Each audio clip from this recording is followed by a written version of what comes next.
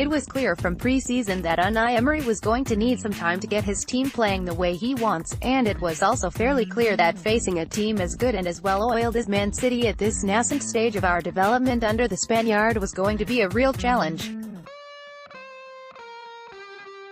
Yesterday was evidence of that, yet there were some positives to take from day despite the defeat. Playing out from the back is a clear part of what Emery wants to do, and in picking Petr Cech he's asking a veteran keeper to do something he hasn't really had to do in a long time. He didn't always look comfortable with the ball at his feet, one heart-rending moment in particular when he almost scored an own goal, but this is what the new boss wants. It's something we're going to have to get used to as fans too. The ironic cheers when Cech waved his teammates forward for a goal kick at one point were telling, but this is new and the only way we're going to get better at it is to keep doing it.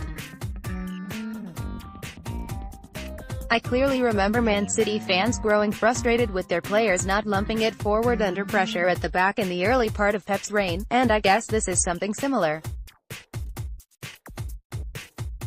In yesterday's preview blog I touched on the decision to go with Cech ahead of new signing Bernd Leno, and it was made with pre-season in mind but also all the behind-the-scenes training and info we don't have access to. From what I saw of the German he seems more suited to playing out from the back than Cech, so it adds another little bit of worry for me that he's considered second choice right now. That said, the number one made some big saves yesterday.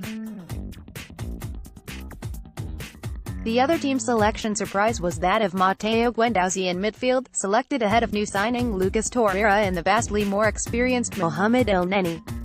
First off, there was a lot to like about how he played.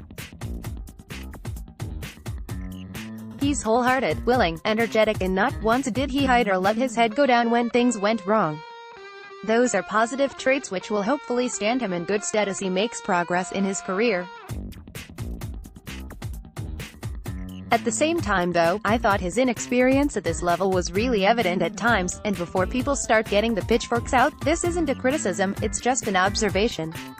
I'm not being harsh when I say this, but he's a 19-year-old making the step up from League 2 playing against one of the best Premier League teams of all time.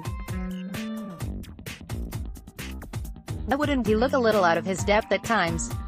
That's not on him, it's just a fact of his footballing life, and he was poor for the goal and made a big error which should have seen City score their second goal. I think it actually came 30 seconds after that, so it was an indirect consequence. Nevertheless, despite those moments, he was our best midfielder on the day, not helped with some of the performances around him and the difficult positions he was put into with some iffy deliveries to him. It was no surprise, he struggled to cope at times. I thought it was interesting that midway through the first half he came to the touchline seeking instruction or clarification from Emery, and after that he seemed to grow into the game. As for the players who left him somewhat in the lurch, Granit Xhaka looked rusty and off the pace, perhaps because of his late arrival back. Aaron Ramsey was instructed to play further forward and lead the press to minimal effect. Henrik Mkhitaryan was a peripheral presence to say the least, and Mesut Özil had the chances to make an impact but fluffed his lines, particularly in the second half. However, what was pleasing about Emery's first day was the fact that he made changes and he made them early. There are no golden boys here anymore. Ramsey's recent calf strain may well have been a factor in the decision to replace him with Alexander Lacazette, but the manager didn't defer to seniority when making another midfield change, and it was rightly Xhaka that got hooked for Torreira. Defensively you can see how much work there is to do, and I felt for Ainsley Maitland-Niles who had a torrid time at left back. This is mostly because he's not really a defender and lacks the experience required to cope against a team this good. When Lichtsteiner replaced him in the first half due to an injury, we were immediately more solid out there, but I remember hearing Socrates talk about he'd help the young defenders at the club and there was nothing from him to help Maitland-Niles as he got roasted time and again in dangerous areas. I thought the Greek had a so-so debut. He was far too static for me on the second goal in particular, and it was Lichtsteiner who switched off to allow Bernardo the shot in our area, evidence that City's guile and movement won't just hurt those without the experience to know how to deal with it.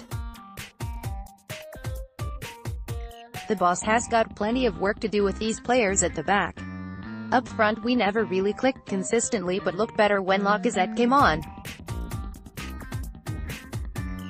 The French international probably should have done better with the chance he put wide on the half volley, and there were a couple of moments late on when Ozil really ought to have made more of the poor touch after a dreadful error from the City keeper was so unlike him, and had he scored there the last few minutes would have been quite interesting. Still, I'm sure it will have been a useful exercise for Emery. Clearly the litmus test for this team is not how we compare to Man City, because we all understand how big a gulf there is in quality, both in terms of personnel and how natural their style of play is in comparison to ours. We are, as I said yesterday, a work in progress, and we are in the very, very early stages of that. There are obviously things we can work on in training, but playing games will be how we really develop under Emery, and as a stickler for detail he'll take plenty from yesterday to work on with his players. Speaking afterwards, he said, "We're starting and we need also to do one process one way. Today is the first step." Manchester City are working in their third year with Guardiola, and they have built a team with security, good players and a great stability of playing like they want. We are only starting out now. I am happy with the players because they ran and they fought. We need to continue working tactically and defensively, and doing more to shorten the differences today between Manchester City and us. So, as disappointing as it always is to lose, it's a not unexpected outcome against a strong team that we haven't beaten in the league since December 2015. Each game will enable the manager to know his players better and for the players to get more comfortable with what the manager wants them to do. Again, it's a bit of a shame that our next game is such a difficult one too, away at Stamford Bridge, but they too have a new man in charge, so maybe that will even things up a bit. Yesterday will have given Unai Emery plenty to consider. He's illustrated he's willing to be brave with his team selections, that nobody's place in the team is taken for granted, and I'm sure he'll up the ante when it comes to his preparation for this weekend. There's no shame in losing to Man City, especially in this context, so now it's about how we react and what we can do this week on the training ground to get us in better shape for Chelsea. James and I will be recording the ArseCast Extra this morning, so if you have any questions or topics for discussion, please send them to @GunnerBlog and @ArseBlog on Twitter with the hashtag. We have that up for you before lunchtime, and all the day's stories will be over on ArseBlog News with our fancy URL. Have a good one.